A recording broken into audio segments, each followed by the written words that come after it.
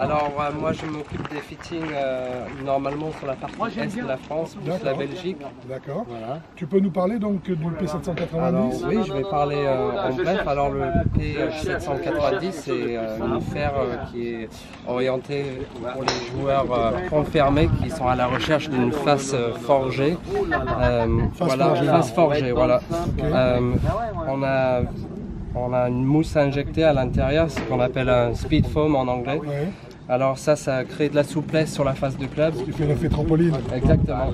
Et voilà, une balle qui part assez fort du club. Ça aussi. Voilà, c'est pour assouplir le bas du club. C'est ça, le bas du club. En fait, ce qui se passe, c'est que sur les frappes centrées sur le bas du face du club, ça rajoute un petit peu de spin, ça la garde en l'air un peu plus longtemps la balle. Voilà. D'accord. D'accord, d'autres spécificités sur ce... Il est très beau hein, sur ce P90. Oui, assez sobre comme look. Moi je la trouve super jolie. Oui, il est. Voilà, il est simple, il est bien fait. C'est un club qui va sortir bientôt, je crois. Alors il est en précommande pour l'instant, il va sortir en boutique mi-octobre. Voilà. Eh ben, merci de nous laisser la chance de l'essayer en exclu. Voilà, merci beaucoup. Avec plaisir. Merci. Donc voilà, c'est une continuation de la gamme T. D'accord. Voilà. Vous voyez, donc, et bientôt, il va avoir un 730, mais je ne sais pas quand il va sortir. Donc on a la 790 qu'on a presque joueur confirmé à la recherche d'un peu de tolérance quand même, mais l'avantage d'une face forgée. Ouais. 770, ça c'est une tête entièrement forgée.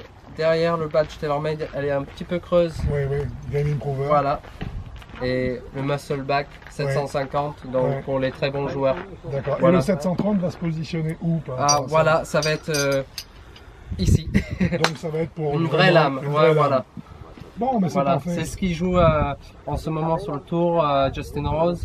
Et au début, ça s'est sorti en forme de prototype avec Rory. Oui. Et maintenant, on appelle ça le 730 chez TaylorMade. Donc ça va être la canne de Rory, la base de la canne de Rory. Exactement, voilà. Ah, super. Qu'est-ce qu'il joue comme manche Rory, tant qu'on est à donner de l'info? À mon avis, il est sur un Project X 7.0. 7.0. Oui, si je dis pas de bêtises, c'est 7.0. C'est voilà. Steve. Hein. C'est très raide, ouais. C'est très raide, ouais. Faut pas s'endormir sur la balle. C'est ça. Ok, donc là on a les deux shafts d'origine. Donc sur les stock shafts qui sont proposés dessus. Exactement. On a le manche acier donc qui est un Dynamic Gold, c'est ça? 105 grammes, donc très léger. Oui. Ça correspond à peu près le super light. Parce que le Dynamic Gold d'origine il était à 120 ou à 130. Exactement, hein, c'est ça. Assez lourd comme shaft. Donc voilà. Là on a gratté un peu de poids dans le shaft. Ouais, super, ce qui est maniable hein, d'ailleurs. Exactement. Et ici on a la version donc stock shaft graphite carbone. Graphite, ouais. Donc l'avantage du graphite bien sûr, c'est qu'on va gratter un peu de poids. Celui-ci il fait 78 grammes. C'est un recoil donc. Voilà, point de flexion bas pour lancer les missiles en l'air. Voilà. D'accord, pour faire monter la balle en tout cas. Exactement, voilà. Super, parfait.